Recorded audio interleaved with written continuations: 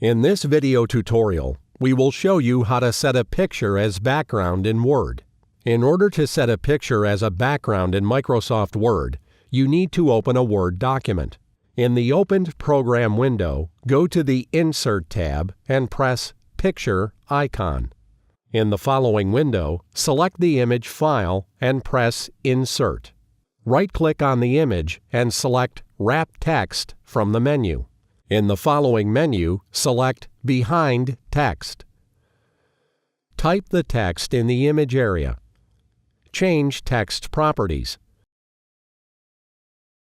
Select the background image and go to Active Picture Tools and Format tabs. You can apply different layouts, effects, and borders to the background image and view changes in the real-time mode. Also, you can transform the background image by grabbing it by its edges.